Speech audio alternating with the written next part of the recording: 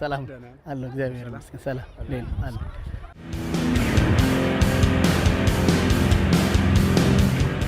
ሰላም ጤና ይስጥልን እንዴት አላችሁ የተከበራችሁ አድማጭ ተመልካቾቻችን ዘወትር በሰዓት ወደ እናንተ የሚደርሰው የስፖርት ባለታሪኮቹ ፕሮግራማችን ተጀምሯል ዛሬ አሰልጣኝና እግር ኳስ ተንታኝ ሚሊዮን ጉግሳ ከኛ ጋር ቆይታ ያደርጋል በሚኖረን ቆይታም እግር ኳሱ ላይ ስላለፈባቸው መንገዶች እናነሳለን በአሁኑ ሰዓት 433 የእግር ኳስ አካዳሚ በመክፈት እየሰራ ይገኛል ስለ አካዳሚው እንዲሁም በእግር ኳሱ ስላለፈበት መንገድ ሐሳቦችን እናነሳለን አብራችሁ እንድትቆዩ ነው በአክብሮት የምንጋብዘው ባዞ መኮንን ፕሮግራሙን ወደ እናንተ አደርሳለሁ የዚህ ፕሮግራም አጋራችን ደግሞ ኢትዮ ቴሌኮም ነው አብራችሁ እንድትቆዩ በአክብሮት እንጋብዛለን ተመልካቾቻችን ከጧት ጀምሮ ሲያስቡበት እንደቆየው ተሳክቶለት ከቢሮ ሾልኮ ቢወጣ ይመስላል ሁሉም ተመልካችና ደጋፊ ጥያቄ ነው አዎ እያታለለ ነው ቢወጣ ይመስላል እያታለለ ነው አይደለም አለቃው ወጥቷለች ምትይዘው ይመስላል ያመለጠ ይመስላል አሁንም እያታለለ ነው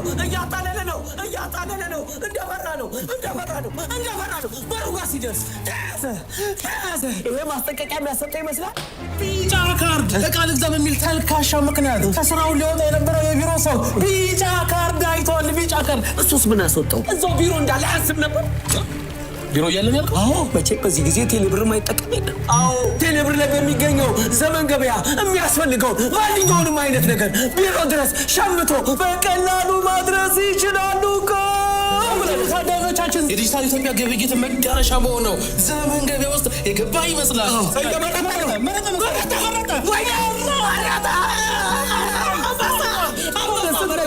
ይሄንን ቀሚስ ባይገዛ ኖሮ አልቆለት ነበር የቅድሙ ማስጠንቀቂያ ትምህርት ሆኖ ይመስለኛል ደረሰ ተመልካቾቻችን ቀሚሱ ቢሮ ደረሰ ከተባለ ምን አይነት ቴክኖሎጂ ወይኔ ዘመን ገበያ ከጉዳ ወጣ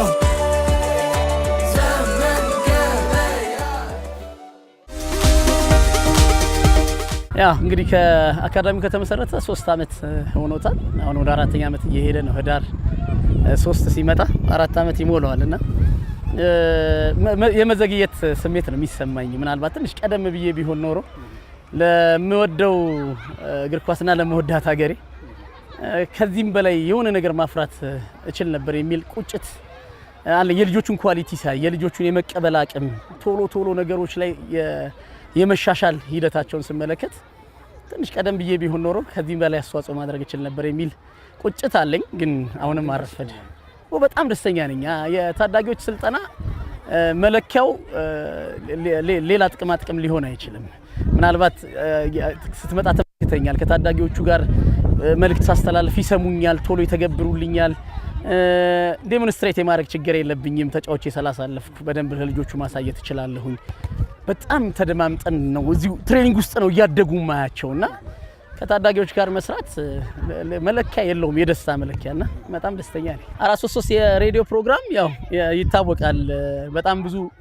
ወዳጆች ያሉት የሬዲዮ ፕሮግራም ነው የዮናስ አዘዘ ማርቆስ ኤልያስና የኔ ጥምረት 433 የሬዲዮ ስያሜውን ያወጣው ስሙን ያወጣው ዮናስ አዘዘ ስለዚህ አስፈቅደዋል ማለት ማለት የኔነት ስሜት አላቸው እዚህ ላይም የስሙያተኛው እኔ ነኝ ኮቺንጉ ያለው እኔ ጋር ነው ስለዚህ እኔ እንድሰራ በጣም ደስተኝነቱ አላቸው የኔነት ስሜት አላቸውና ከመጀመሪያ በፊት ተማክረናል በዚሁ ስያሜ ወደ ሜዳ ሐሳባችን እንዲወርድ ፈልጋለሁ የሬዲዮ ላይ ምን ሰጣቸው ሐሳቦች ታዳጊ ላይ ወርዶ ምናልባት ለሀገራችን እግር ኳስ የሆነ አስተዋጽኦ ማድረግ ብንሞክር የሚል ምክክሮች ነበሩ ያው እንደ ወንድማማች ነው የሚሰራው ደስተኛ ናቸው አንዳንዴ ከሬዲዮ ጥፍት ስንል ስሙን ይዞ የሚቆየው ይሄ ፕሮጀክት ነውና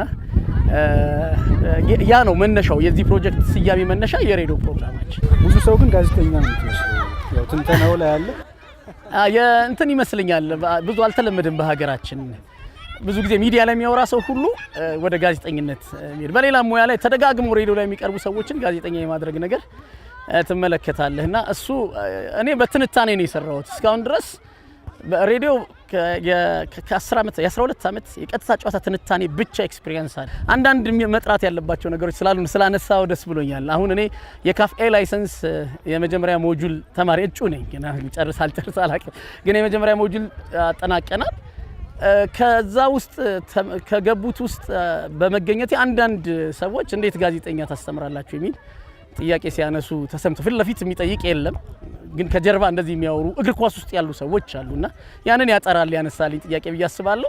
እኔ ልጅነቴን ጀምሮ ከእግር ኳስ ጋር ሊኖርኩት ሜዳ ላይ ነው የዋልኩት። በእግር ኳስ አሰልጣኝነትም ቢሆን በጣም ረጅም ኤክስፒሪየንስ ነው ያለኝ። እኔ ምናልባት 2001 ከኢትዮጵያ ቡና ሴቶች ጋር ሻምፒዮን ነኝ። ያ ስለዚህ ኤክስፒሪየንሱም ቀላል አይደለም ልል ፈልጌ በቃ ኳሱን ተነስ ምን ተዘረፈ ወደ ኋላ ልመልስህና ያው መግቢያችን ላይ ስታነሳልኝ ነበረ እግር ኳስ አብዛኛው ህይወትን በእግር ኳስ ነው ያሳለፍኩት የሚለው ነገር ስታነሳልኝ ነበር። ግን ወደ ልጅነት ወሰደና እንደምን መስል ነበር እድገት እግር ኳስ ላይ ነበር? ያኔ እንግዲህ አለሙ ሜዳ ነው ተወልጄ ብዙ ጊዜ ኖርኩት። ከዛ በኋላ አየር ጤናም ስመጣ ሜዳ አልተቸገርኩም። አለሙ ሜዳ ማለት አብነት አካባቢ የሚገኝ ሜዳ ነው። እዛ ነው ያደግኩትና በክለብ ደረጃ በሚፈለገው ደረጃ ተጫውቻለሁ። ልፋቴ ድካሜ በሚገባኝ ደረጃ አልተጫወትኩም። ግን የሚያቁኝ አብረውኝ ያደጉ የሚያቁኝ ሰዎች ሜዳ ላይ ምን አይነት ኳሊቲ እንዳለኝ ጠንቅቀው ያውቃሉ። በደንብ ኳስን ተረድቶ የሚጫወት አይነት ኳሊቲ የነበረኝ ተጫዋች ነኝ። አንዳንድ ጊዜ በጣም እግር ኳሱን ከመውደድ የተነሳ እናቴ መታ ከሜዳ የምትወስደኝ ጊዜ ይበልጥ ነበር። ጧት ሜዳ ከገባው በምንም በረሃብም አልወጣም ከሜዳ በምንም ከሜዳ አልወጣምና አንዳንድ ጊዜ እሷ መታ ወደ ቤት ጎትታ የምትወስደኝና ምግብ የምታበላኝ ጊዜ አስታውሳለሁኝና ከእግር ኳስ ውጪ የማውቀው ነገር ስለመኖሩ እርግጠኛ አይደለሁምና ብዙ ጊዜ ነው የጨረስኩት ሜዳ ላይ ነው ብዬ ነው የማስበው። በምፈልገው ደረጃ ለመጫወቴ ቶሎ ወደ አሰልጣኝነት እንድገባ አድርጎኛል ብዬ ነው የማስበው። በወቅቱ የኔ የእግር ኳስ አረዳድ እኔን የሚቀበል ነበር ብዬ አላስብም። ምክንያቱም በጣም ፊዚካሊ በጣም ላጥቃ ልከላከል አላስታውቅም ነበር። ወደዛ ሊድ ወደዚህ ልምጣ በጣም ቀጫጫ ነበርኩኝና አሰልጣኞች አይን ውስጥ የመግባት እድል አልገጠመኝ። የመጨረሻ እንግዲህ ሙከራ ያደረኩበት ቦታ ደቡብ ፖሊስ አሰልጣኝ ዘላለም በክለብ ደረጃ አሰልጣኝ ዘላለም የነበረበት ቡድን ነው። ጥሩ በቴክኒካሊ በጣም ጥሩ ተቀብለውኛል። ግን ፊዚካሊ ደግሞ ፊት የማድረግ ችግር ነበረብኝ። እኔም አሁን ላይ ረዳዋለሁ። ፊዚካል አፒራንስ እና ፊዚካል ፊትነስ ዲስፕሩቭ ከመደረጋቸው በፊት ኳስ ተጫዋች መሆኔ የጎዳኝ ይመስልኛል። አሁን እድሜ ለእነ አንድሪያስ ኢኒየስታ ዲስፕሩቭ አድርገውታል። በአንተ ዘመን ሰፈር ላይ አብረው ስትጫወቱ አብራችሁ አድጋችሁ በትልቅ ደረጃ በጣም በርካታ ቆጥሬ ማልጨርሳቸው አብረውኝ ያደጉ በጣም ኳሊቲ ያላቸው በናሽናል ቲም ሌቭል የተጫወቱ በጣም በርካታ ተጫዋቾች የሰፈሬ ልጆች ብዙ ናቸው። እነ ሙሉቀን ወልደ ዮሐንስ በቅዱስ ጊዮርጊስ፣ በኢትዮጵያ ብሔራዊ ቡድን፣ በብራና ሰላም በተለያዩ ክለቦች የተጫወተ እነ ገዛይን ባንክ ስራ፣ የኢትዮጵያ ንግድ ባንክ ግብ ጠባቂ፣ የኢትዮጵያ ብሔራዊ ቡድን ግብ ጠባቂ ብዙ ቦታ የተጫወተ በጣም ጥሩ ግብ ጠባቂ እነ ሲሳይ ነጋሽ፣ ሲሳይ ውሮ በቅዱስ ጊዮርጊስ በአሰልጣኝ ሚሾ እጅግ በጣም ተወዳጅ በተለይ በታክቲካል አረዳዱ ኢትዮጵያን ተጫዋቾች ታክቲካሊ መረዳት አቅማቸው ደካማ ነው በሚባልበት ዘመን አሰልጣኙ በሚፈልገው ጥግ ታክቲክን ተረድቶ የተጫወተ እግር ኳሱ ምን ያክል ይወቀው አይወቀው እርግጠኛ አይደለም፣ ግን በጣም በኳሊቲ የላቀ ተጫዋች አብሮኝ የተጫወተ ነሚጣ አብሮኝ የተጫወቱ ናቸው። ቆጥሬ አልጨርሳቸውም። እነ ታዬ የኢትዮጵያ ንግድ ባንክ ተጫዋች በርካታ ተጫዋቾች ከኔ ጋር አብረው ተጫውተው በትልቅ ሌቭል የተጫወቱ አሉ። አንዳንድ ጊዜ ደግሞ ከዛ በላይ ከዚህ ከኢትዮጵያ ሊግም በላይ መጫወት የሚገባቸው በትልቅ ሌቭል ብዙ ያልተጫወቱ ተጫዋቾች አሉ። ምናልባት እኔ እግር ኳስን በልጅነት የተረድቻለሁ ብዬ በድፍረት እንድናገር የሚያደርገኝ አንድ መሐመድ ወርቃሮ የሚባል ውሃ በላ ምናልባት ይህን ስም ስጠራ እግር ኳስ ውስጥ ማያውቀው ሰው ያለ አይመስለኝም። እኔ እግር ኳስ ውስጥ እሱን የሚያክል ተጫዋች ያለ አይመስለኝም። የባሎን ዶር ኳሊቲ ነው ያለው ብዬ ነው የማስበው። የስልጠናው ጉዳይ የፋሲሊቲው ጉዳይ እንደው ነገሮችን ወደ ኋላ ጎትቶበት እንጂ ከሱ ጋር ሜዳ ላይ ተጫዋች ያለው ማለት በራሱ እኔ ኩራት ይሰማኛልና በጣም ድንቅ ተጫዋች በህይወት የለም። አሁን ነፍሱን እንዲምረው በዚህ አጋጣሚ ጸልያለሁ።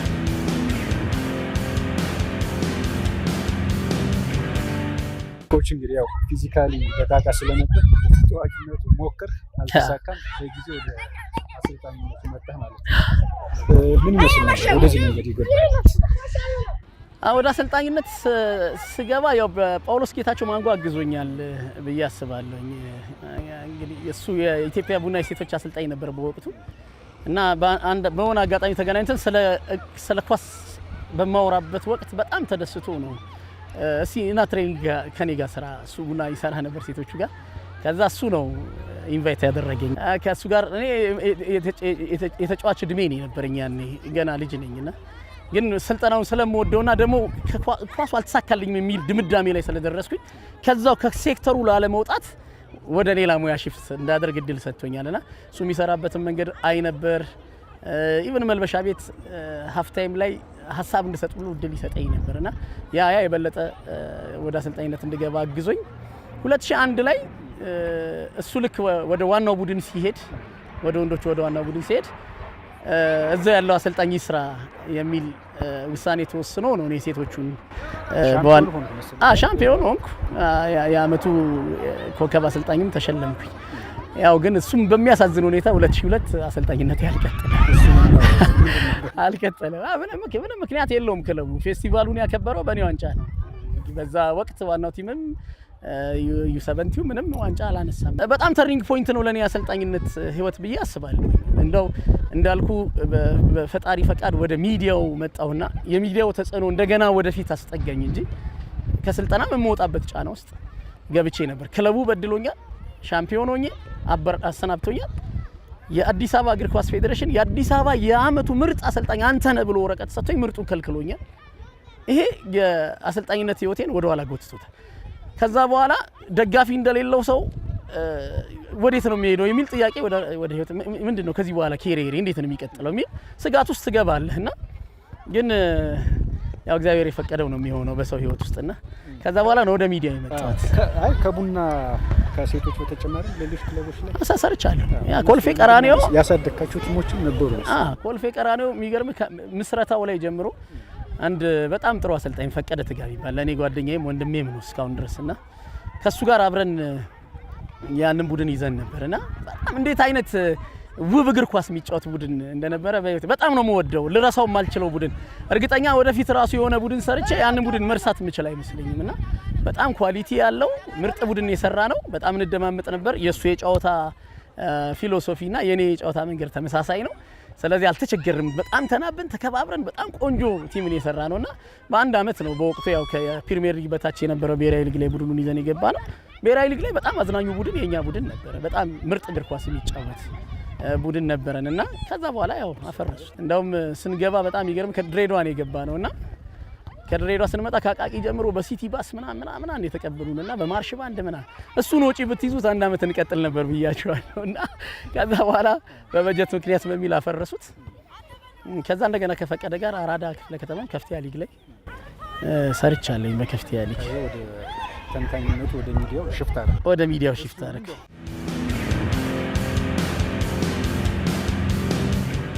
መንገዱ በጣም ይገርምህ እኔ የዚህ የአንድ ላንድ ግንኙነቶች ነው ህይወቴ ውስጥ የሆነ ትርጉም ያለው ነገር የሚያደርገው የሚል እምነት አለኝ ወደ አሰልጣኝነቱ ስመጣ እንደነገርኩህ ጳውሎስ ጌታቸው ማንጋ ያደረገልኝ አስተዋጽኦ አለ በእርስ በርስ ግንኙነት ከዛ ወደ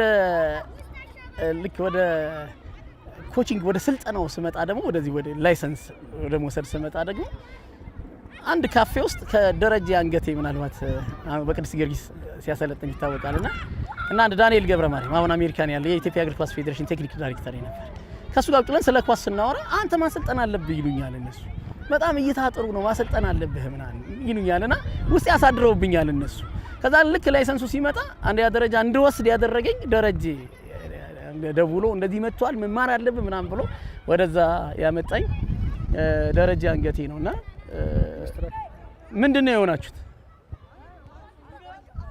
ምንድነው ዮናስ ዲፌንስ ውጣ ዲፌንስ ውጣ እሺ እና ደረጃ ነው አንድ ደረጃ እንድማር የገፋፋኝ እና እድሉንም ያመቻቸልኝና እንደዚህ የአንድ ላንድ ግንኙነቶች የበለጠ ሰዎች እንዲያደምጡኝ ያደርጋልና እድል ይሰጡኛል ወደ ሚዲያውም ስመጣ ማርቆስ ኤልያስ ጓደኛዬ ነው እና ማርክ በጣም እኔ ስለ እግር ኳስ ሳወራው በጣም ነው የሚደሰተውና ልክ ብስራት ሬዲዮ ሲከፈት እርግጠኛ እንደተከፈተ ከሁለት ቀን ከ3 ቀን በኋላ ይመስለኛልና እንግዳ ሆነ ካልገባ ይለኛል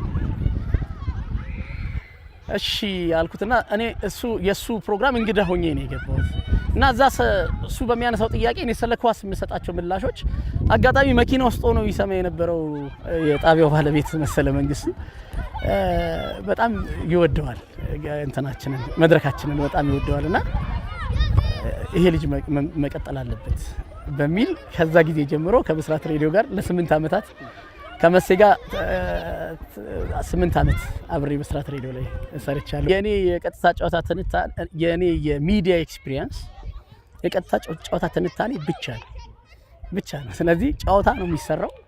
ስለዚህ ጨዋታ ሲሰራ የሀገር ውስጥንም እግር ኳስ በደንብ በቅርበት እንደሚያቅሰው እድሉ ወደ እኔ ይመጣል የሚል እምነት ነበረኝ። ገና ዲኤስቲቪ ደግሞ መረጃውም ነበረኝ። ምክንያቱም ሶስታችንም አብረን ነው የምንሰራው እኔ ማርቆስና ዮናስ እና ካጠገቤ እነሱ ወደዛ ሲሄዱ የቀረውት እኔ ብቻ ነኝ እና ለኔ ምክንያቱ ግልጽ አይደለም። ያ በወቅቱ ይሄንን ስራ ይሰራ የነበረው ኃይለ እግዚአብሔር አዳነው እንደነበር ይታወቃል። በጣም ወደው ጓደኛዬ ነው። በጣም ብዙ አብረን ሰርተናል። በደንብ አቅሜን ያውቃል። ምን ያክል ለሙያ ዲሲፕሊን እንደሆንኩ ያውቃል። እና በወቅቱ ምንድነው የነበረው ነገር አሁን የተጠሩት ጋዜጠኞች ናቸው ለኦዲሽን ወደ ሳውዝ አፍሪካ እየገቡትና በቀጣይ ተንታኝ ስለሚያስፈልግ የቀጣዩ እንትን ላይ አንተ ነህ ቅዳችን የሚል ነገር ነበረ በወቅቱ። ከዛ ያው በዛው ነው ነገሮች እንዲቀጥሉ የሆነው። እኔ ስለሚሰራ ሰው ማውራት አልወድም። ስለሚሰራ ሰው የማይገባው ነው ምናምን ብዬ ስለሰው ማንሳት አልፈልግም። አብሬያቸው ስለሰራዋቸው ሁለት ሰዎች ግን ከዛም ሌቭል በላይ መስራት እንደሚችሉ ግን መመስከር ይችላል። ከዲኤስቲቪ በላይ ካለ ዮናስና ማርቆስ መስራት ይችላሉ። ከዲኤስቲቪ በላይ ካለ ግን አንዳንድ ጊዜ በቀጥታ ጨዋታ ትንታኔ ፊት ለፊት አንድም ቀን ቁጭ ብሎ ማያቅ ሰው የዛ ክሩ አካል ነበር። አንድም ቀን እኔ ምናልባት ዲኤስቲቪ ሲመጣ በቁጥር አላስቀምጥኳቸውም እንጂ በሺዎች የሚቆጠሩ ጨዋታዎችን ተንትኛለሁ። በማይረባም በኩል ብተነትን ባይረባም ትንታኔ ቢያንስ ኤክስፒሪየንስ አለ። አንድም ቀን ቴሌቪዥን ፊት ካልተቀመጠ ተንታኝ በእርግጠኝነት 1% ቢሆን የተሻለ ነገር ነበርኝ ብዬ አስባለሁና በወቅቱ የእውነት ቅሬታ ነበረኝ። ግን ያው እንዳልኩ በሰው የሚያስተካክልልኝ ሰው የሚያበላሽብኝ ነገር የለም የሚለው እምነቴ ሁልጊዜ ያድነኛል፣ በተስፋ ያኖረኛልና በዛው ወቅት ነው ብዙ ማራቀም ካናል ፕላስ መጣ።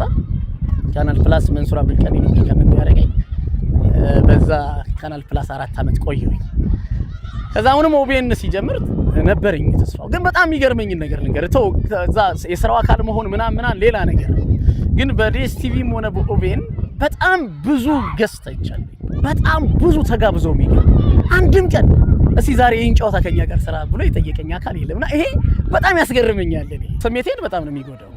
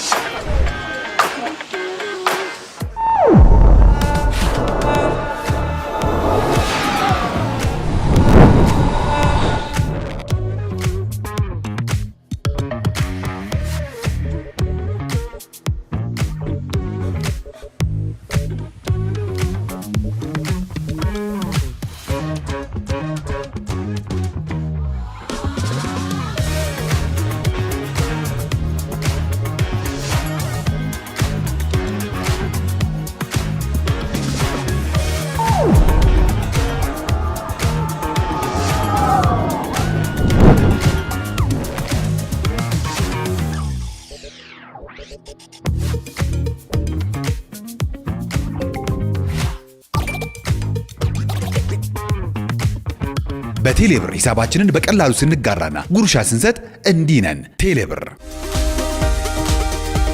ክለቦች አካባቢ ሄጄ መሞክር ምናምንም አይነት ሰው አይደለም። አልሄድም ባለው የሀገራችን አሰራር ደግሞ እስቲ ለሆነ አዲስ ፖቴንሻል ወይም ደግሞ የሆነ እስቲ ድል ብንሰጥ እስቲ ድል እንስጠው የሚልም አሰራር የለም። ስለዚህ እኔ ካልሄድኩ አሰራሩ እኔን የማይፈልግ ከሆነ ወይ ስራውን ማቆም ነው ወይ የሆነ ነገር መፍጠር መቻል አለብኝ። ስለዚህ ያን ነገር ሳስብ የመጣልኝ ምንድነው ታዳጊዎች ላይ መስራት የሚለው ነው የመጣልኝና በዛ መነሻነት ነው ወደ ታዳጊዎች ስልጠና የመጣሁት። ትክክለኛ ውሳኔ ነው ብዬ አስባለሁ። ይሄ አሁን 3ኛ አመቱ ነው። ህዳር 3 4ኛ አመት ይሞላዋል። 4 አመት ይሞላዋልና በጣም ደስተኛ ነኝ። ትክክለኛ ውሳኔ ነው ምልህ። እነዚህ ልጆች አሁን ምናልባት ከኔ ጋር 3ቱንም አመት የቆዩ ልጆች አሉ። በጣም ልጅ ሆነው በጣም የእግር ኳስ መሰረታዊ የሆኑ ነገሮችን በኮንፊደንስ ሊያስረዱ ይችላል እና እነሱ ማስተማር በጣም ደስ ይላል። እኛ ክላስ ውስጥ ግንኙነት አለኝ ከልጆቼ ጋር። ክላስ ውስጥ ለማስተማር ሞክራለሁ። ሜዳ ላይ ያለውን ነገር ለማሳየት ሞክራለሁ። በጣም ልጆቹ ይሻሻላሉ።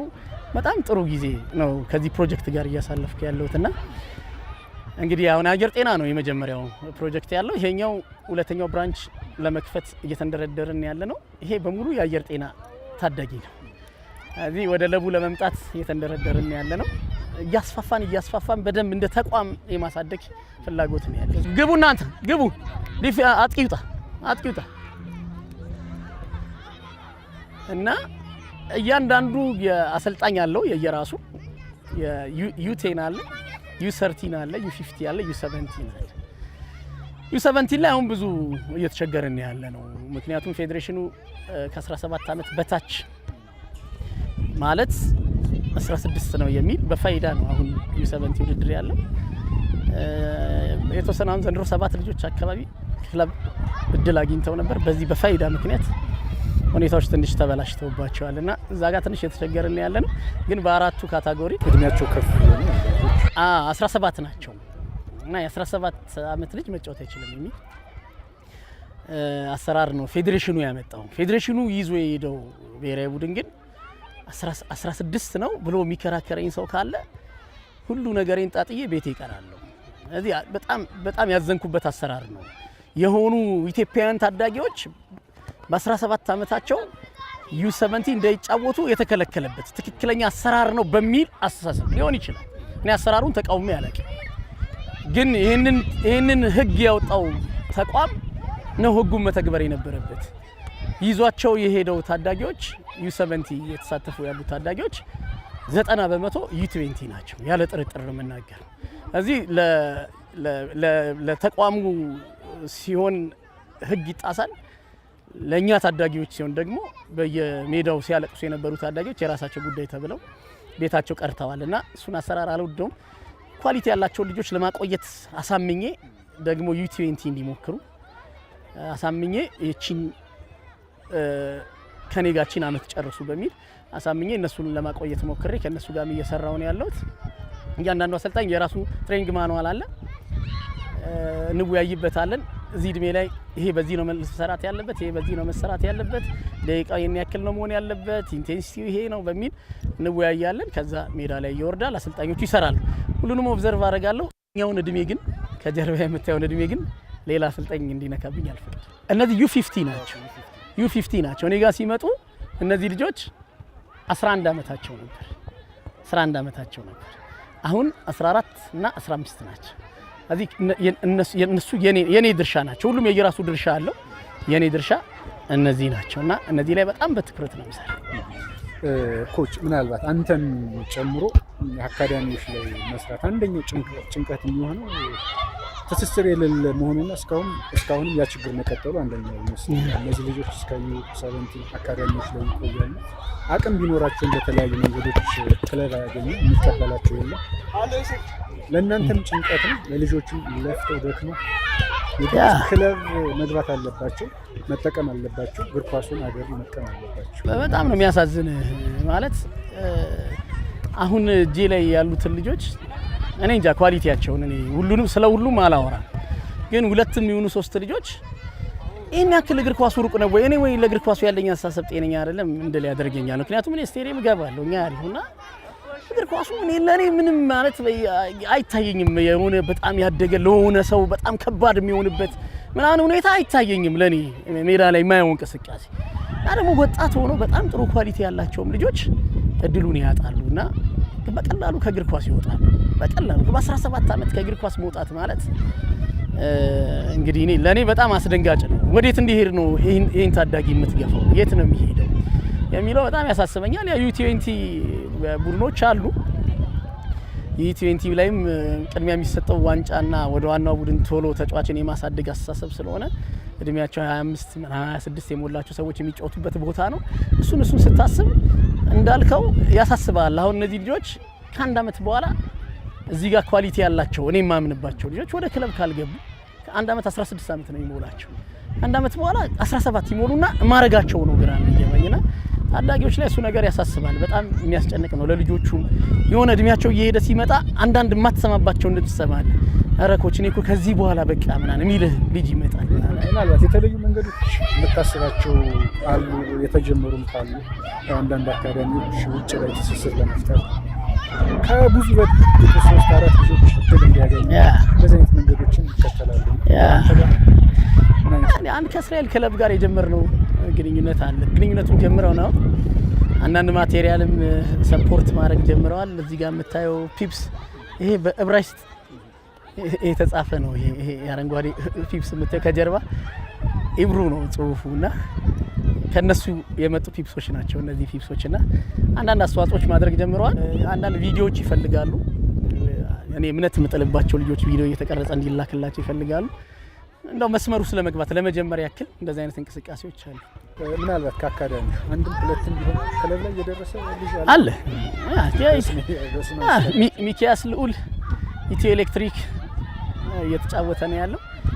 ዳዊት U7 ብሔራዊ ቡድን የመጨረሻው ቀን የተቀነሰ ተጫዋች U7 ያው ሞሮኮ የሄደ ብሔራዊ ቡድንና እኔ ጋር የነበረ ልጅ ነውና በጣም ደስታ ሳየው አጋጣሚ እኔ እዛ ኮርስ ላይ ነበርኩኝና እዛ ካፌ ልቀት ማከል እዛ ነበር ያረፉትና ሳየው የእውነት ይሄ የወላጅ ስሜት አይኔ በእንባ ነው የተሞላውና እዛ ጋር ደርሶ ሳየውና አሉ በደንብ እድል የማግኘትና ያለማግኘት ጉዳይ እንጂ ከነሱም የተሻሉ ልጆች አሉ በፕሮጀክት ውስጥና መድን ገብተው የነበሩ ልጆች አሉ እንዳልኩ በፋይዳ ምክንያት የተበላሸባቸው 7 ያክል ልጆች ነበሩ በዚህ የውድድር ዘመን። እዚህ ያሉ ተስፈኛ ልጆች ቃላብ ግቡ፣ ሚድፊልድ ውጣ፣ ቃላብ ቶሎ በሉ ንጠቁ። ማን እንደሚቆጭና መች መቆጨት እንደምንጀምር ነው ግራ የሚገባኝ እንጂ በጣም የሚያስቆጭ ነው። ይሄ ዝም ብሎ አይደለም። ይሄ ለእግር ኳስ አሁን በአውሮፓ ለአንድ ሀገር እግር ኳስ እድገት በቃ ይሄ ነው የሚያስፈልገው፣ ሌላ አይደለም የሚያስፈልገው። ማዘውተሪያ ስፍራ እና በጣም ብዙ የአውሮፓ ሀገራት የሚቸገሩት በተለይ የኤዥያ ሀገራት በጣም የሚቸገሯቸው ነገሮች የታዳጊ ኳስ ተጫዋች የመሆን ፍላጎት። እኛ እኮ በቃ እሱን መሰረታዊ ነገር አልፈነዋል። ሁሉም ታዳጊ ኳስ ተጫዋች መሆን ነው የሚፈልገው ለመቆጣጠር እስኪያቅትህ ድረስ ለመቆጣጠር። ይሄ ነገር ትክክል አይደለም። ትምህርታቸው ሚስ እያደረጉ ነው፣ ህይወታቸው ሊበላሽ ይችላል ምናምን ብለህ ሌላ ሀሳብ እስኪገባ ድረስ የኢትዮጵያ ታዳጊ ኳስ ተጫዋች መሆን ነው የሚፈልገው። በቃ ይሄ ምርጡ ኦፖርቹኒቲ ይሄ ነው። ግን ማን ነው የሚቆጨው? እኔ አሁን እነዚህ ልጆች በሳምንት 2 ቀን ነው ከኔ ጋር የሚገናኙት። እኔ አሁን አንዳንድ ጊዜ አካዳሚ የሚለውን ቃል መጠቀም አልወድም። እኔ በቃ የሆነ የእግር ኳስ ፕሮጀክት ነው። ምኑን ከምኑ አድርገህ ነው በሳምንት 2 ቀን ከዘመናዊ እግር ኳስ ጋር እነዚህን ልጆች የምታስጠጋቸው? ቅዳሜ ምኑን ሰርተህ ቴክኒኩን ነው ታክቲኩን ነው ፊዚካል ፊትነሱን ነው ሳይኮሎጂውን ነው ምኑን ከምኑ አድርገህ በ2 ቀን ትሬኒንግ ኮንቲኒቲ በሌለው ትሬኒንግ ምን አድርገህ ነው እነዚህን ሰዎች ዓለም ከደረሰበት የእግር ኳስ ሌቭል ጋር የምታስጠጋው? ይቻላል። ግን ደግሞ ልጆቹስ እኔ አሁን አንድ አይመን የሚባል ታዳጊ ያለ 10 አመቱ ነው እኔ ጋር ሲመጣ፣ አሁን 13 አመቱ ነው የሚሰራው ከU50 ጋር ፊት ስለሚያደርግ እና በተደጋጋሚ ጊዜ አነሳዋለሁ። ምናልባት በ10 አመቱ ፊል ፎደን ከአይመን በላይ ከሆነ የሰው ልጅ ነው ብዬ ለመቀበል እቸገራለሁ። የመላእክት ልጅ ሊሆን ይችላል፣ የሰው ልጅ ሊሆን አይችልም። በዚህ ደረጃ ሊበልጠው አይችልም። ግን ያለውን ልዩነት ይኸው በ10 አመቱ በምን አይነት ፋሲሊቲ እንዳመጡት ስለሚበላው ስለእንቅልፉ የልምምዱ አይነት የተሳተፈበት የባለሙያ ማአት የዚህ ሁሉ ውጤት ናቸው የአውሮፓ ተጫዋቾች። በጣም ትልቅ ታለንት ነው ኢትዮጵያ ውስጥ ያለው ታለንት፣ በጣም ትልቅ ታለንት። ግን እንዳልኩ ስንት ሰዓት ሰርቷል የልጅ አሁን እኔ ጋር በዚህ 3 አመት ስንት ሰዓት ሰርቷል ብለህ ካልኩሌት ብታደርገው አንድ ታዳጊ ሊሰራ ይገባዋል ተብሎ በእግር ኳስ ከተቀመጠው ሰዓት ጋር በብዙ ርቀት ነው ያለው። ስለዚህ አየ ሌቭሉ እየሰፋ ይመጣና በናሽናል ቲም ሲደርሱ ልጆቻችን ልዩነቱ ሜዳ ላይ ይንጸባረቃልና ምን ይዘው ይምጡ እነዚህ ልጆች? እንግዲህ ታለንት አለ ኢትዮጵያ ውስጥ ታለንት የሌለበት ሀገር አይደለም። ፍላጎት አለ። በጣም በቃ እድለኝነት ይሄ ነው። ታለንት ፍላጎት ያላቸው ታዳጊዎች ካሉ የሚቆጩ የእግር ኳስ አመራሮች ያስፈልጉናል። የሚቆጩ እንዴት አድርገን ይህን እንጠቀምበት፣ እንዴት አድርገን ውጤታማ እናድርገው ይህን ታለንት የሚል የክለብ አመራሮች፣ የፌዴሬሽን አመራሮች እግር ኳሳችን አብዝተው ይፈልጋል። እዚህ ጋር ነው የምትሰራው የምታፈርሰው። የኢትዮጵያን የነገ እግር ኳስ እዚህ ጋር ትሰራዋለህ፣ እዚህ ጋር ታፈርሰዋለህ።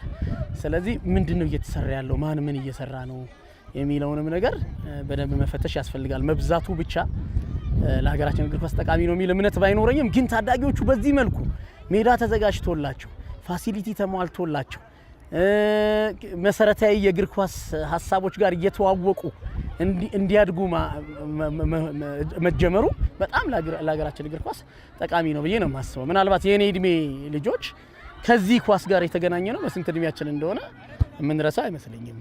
በዚህ እድሜያችን በላስቲክ ኳስ፣ በቆዳ ኳስ፣ በቦቆቦቆ ኳስ ስንጫወት ነው የከረምነውና ቢያንስ ገና early age ላይ በትክክለኛ ኳስ መጫወት፣ አቅጣጫ የሚያሳይ አሰልጣኝ ጋር መስራት፣ ሜዳዎች ተዘጋጅቶ መጠበቅ ምናምን ይሄ በራሱ አንድ እድገት ነው። ምክንያቱም የአውሮፓ ማሰልጠኛዎችም ሲነሱ አሁን ካሉበት ሌቭል ተነስተዋል ብዬ አላስብም። ምናምን ከዚህም በታች ሆነው ተነስተው ሊሆን ይችላል እና ግን የት ድረስ ማደግ አለበት፣ ምንድነው እየሰጠ ያለው ፍንጭ የሚለውን ነገር በደንብ የሚያይ አካል ያስፈልጋል። ስሜ አይመን ሙሰማ ይባላል። ወደዚህ አካዳሚ ከገባው 3 አመት ሆኖኛል።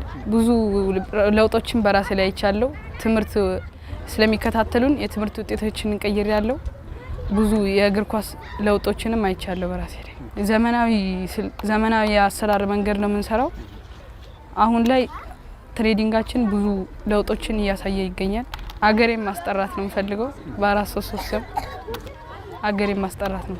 ስሜ ናታን ኢሳያስ ይባላል።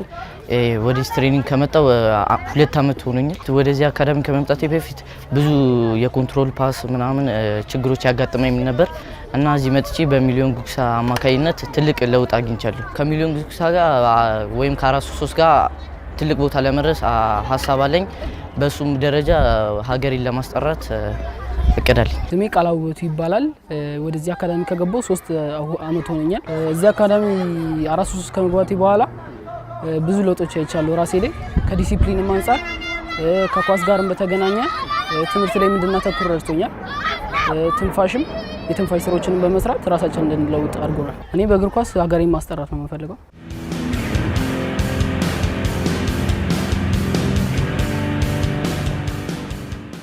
መጨረሻ በእግር ኳሱ አጠቃላይ ያለውን ሲስተም እንዴት ትገልጸዋለህ? በምን ልክስ እንስራ? ሰፊ ጊዜ የሚወስድ ነው ግን ባጭሩ አንተናሰ አንሳይኮች ያኔ ያስደነግጠኛል። አንዳንድ ጊዜ አሁን ካልተወያየን መች ነው የምንወያየው? አሁን ወይ ሰው ትቶታል እግር ኳስ ውስጥ ያለ ሰው እግር ኳሱን ትቶታል እንዴ ያስብለኛል። ምክንያቱም እኔ አሁን ስቴዲየም ስገባ ቅስሜ ተሰብሮ ነው የምወጣው። ማለት እንዴት በዚህ ደረጃ ምንም እኮ በጣም ከባድ ሁኔታ ውስጥ እኮ ነው እግር ኳሳችን ያለው። ይሄን ስትናገር የሚከፋቸው አሰልጣኞች፣ የሚከፋቸው የክለብ አመራሮች ነው እግር ኳስ ውስጥ ያለው። ለምን እንደሚከፉ ግራ ነው የሚገባኝ።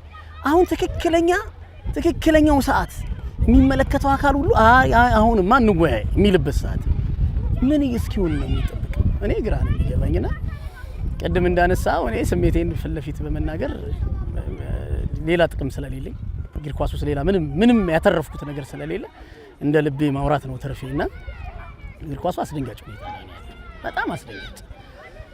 በሁለት ጌም አይተህ 10 የተሳካ ቅብብል ከሁለት ጨዋታ ማታወጣበት በጣም ረዛዥም ደቂቃ የጎል ሙከራ ለማየት የምትቆይበት ግብ ጠባቂ መሆን በጣም የምትመኝበት እዚህ ከማይልቅ ውስጥ በሆንኩ የምትልበት ሰላም ነው። ግብ ጠባቂ ከሆን ከሚመጣበት ነገር የለምና በዚህ ደረጃ የደከመ እግር ኳሳችን ቁጭ ብለን ካልተወያየን የበለጠ እግር ኳሳችንን ዋጋ እናስከፍለዋለን የሚል እይታ ነው ያለኝና አሁን ትክክለኛው ሰዓት ነው።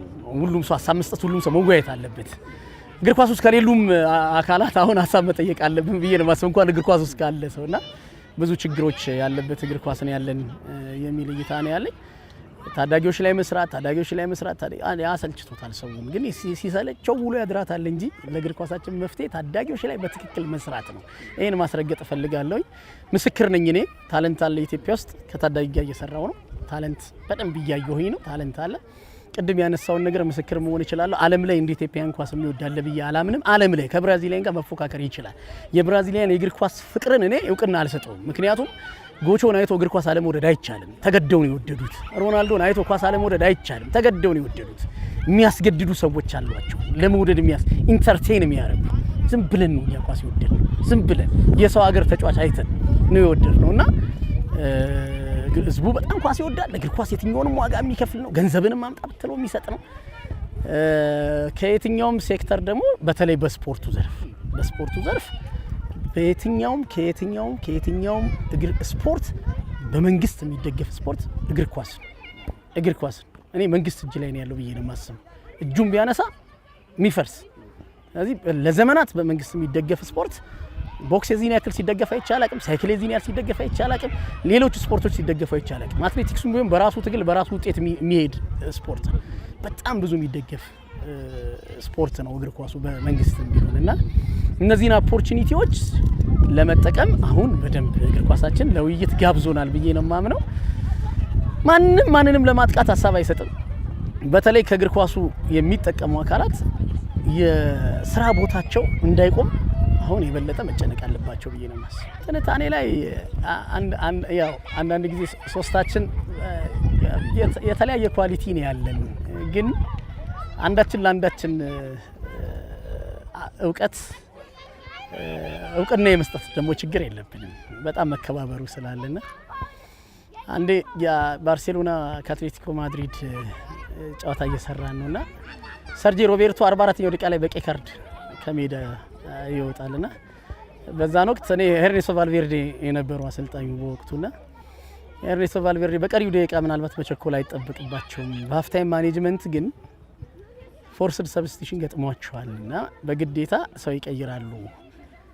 ሰርጂ ያኔ ቀኝ ፉልባክ ነው የተጫወተውና ከፊት አንድ ተጫዋች ቀንሰው ኔልሰን ሰሜዶን ለማስገባት ይገደዳሉና ከፊት አንደኛው ሊዮኔል ሜሲ ነው አይነካም፣ አንደኛው ሉዊስ ሱዋሬዝ ነው አይነካም። ፊሊፕ ኩቲኒዮ ከቡድኑ አጫዋት ጋር ከስፔን ላ ሊጋ ጋር ለመላመድ ጥረት እያደረገ ያለ ተጫዋች ነው። ኩቲኒዮ ይወጣና ሰሜዶ ይገባል የሚል ትንታኔ ሰራውኝና ከዛ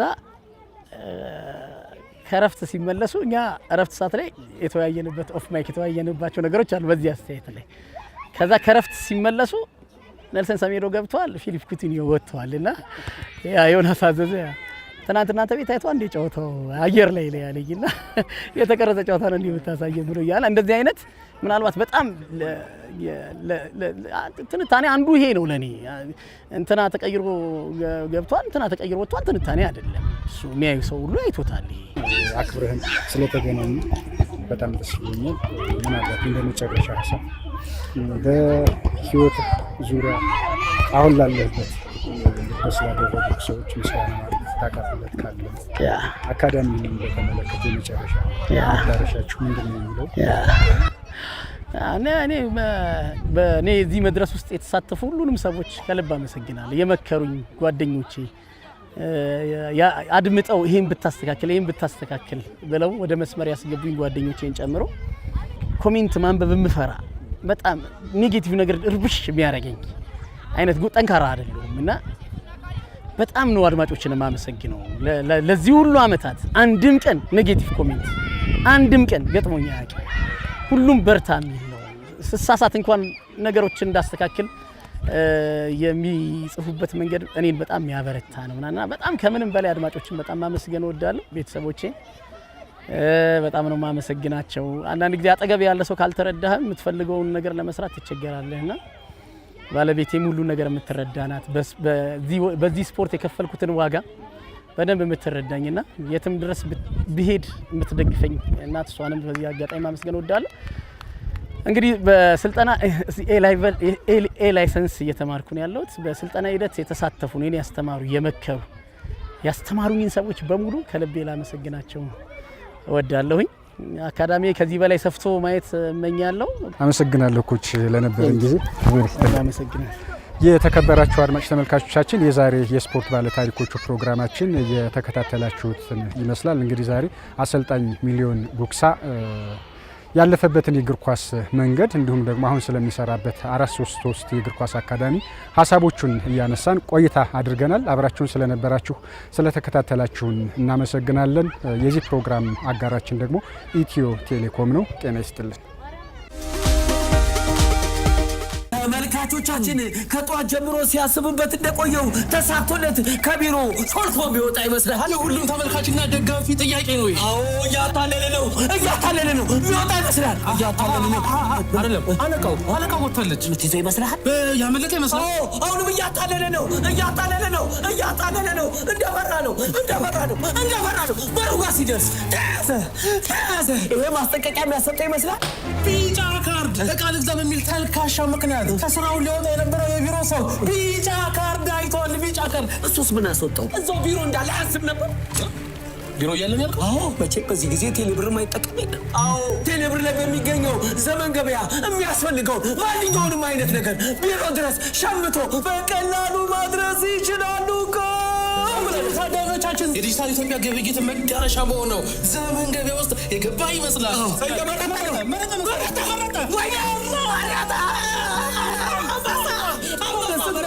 ይሄንን ቀሚስ ባይገዛ ኖሮ አልቆለት ነበር። የቅድሙ ማስጠንቀቂያ ትምህርት ሆኖ ይመስለኛል። ደረሰ። ተመልካቾቻችን ቀሚሱ ቢሮ ደረሰ። ከጠፋነ ምን አይነት ብቃት! ምን አይነት ቴክኖሎጂ! ወይኔ ዘመን